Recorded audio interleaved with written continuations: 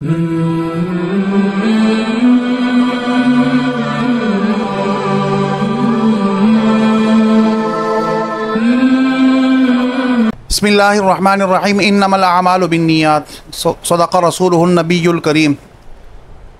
हुज़ूर नबी करीम सल्लल्लाहु अलैहि वसल्लम का इरशाद है कि इंसान जितने भी आमाल करता है नेक आमाल, वो तमाम नेक आमाल का दारोमदार इंसान की नीयत पर होता है कि इंसान जब उसकी नीयत अच्छी होती है तो उसका छोटा सा अमल भी अल्लाह ताला की बारगाह के अंदर बहुत बड़ा मकाम हासिल कर लेता है। लेकिन अगर बहुत बड़ा अमल इंसान करे और उसकी नीयत खालिस नहीं होती तो वो उसका बड़ा अमल भी उसके लिए ज़्यादा सवाब का बाइस नहीं बनता। इमाम राज़ी रहमतुल्लाह अलैह ने एक वाक़या नक़ल किया है बनी इसराइल का कि बनी इसराइल के ज़माने में क़हत साली हुई और बारिशें रुक गई, फसलें नहीं हो रही थी और जानवर और इंसान भूख की वजह से उनकी हालत ख़राब हो रही थी।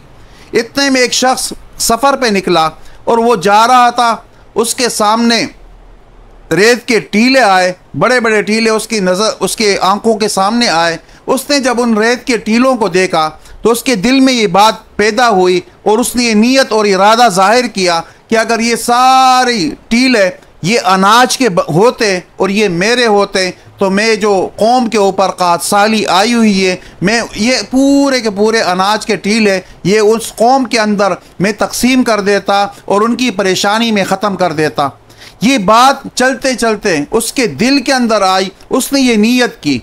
हालांकि वो टीले रेत के थे और ये आदमी भी ख़ुद भी गरीब था, लेकिन उस वक़्त अल्लाह ताला ने जो वक्त के नबी थे उस नबी के ऊपर वही नाजिल की और अल्लाह ताला ने फरमाया कि ये जो तुम्हारा उम्मती है, इस उम्मती के दिल में ये नीयत पैदा हुई कि अगर ये सारे टीले अनाज के होते तो मैं कौम में तकसीम कर लेता। इसकी इस नीयत के बदौलत हमने इसको इन तमाम टीलों के गोया के जैसे अनाज के टीले होते हैं उन तमाम अनाज के टीलों के बराबर इसके नामे आमाल के अंदर हमने सवाब लिख दिया। गोया कि इतने सारे टीले इसने अल्लाह ताला के नाम पर इस गरीब और भूखी कौम के अंदर गोया कि तकसीम कर दिए। तो नीयत का बहुत बड़ा अमल दखल होता है और नीयत के ऊपर इंसान के तमाम नेक आमाल का दारो मदार होता है। अल्लाह रब्बुल इज़्ज़त हमें भी अपनी नीयतें आमाल के अंदर खालिस करने की तौफ़ीक़ अता फ़रमाए। वमा अलैना इल्लल बलागुल मुबीन।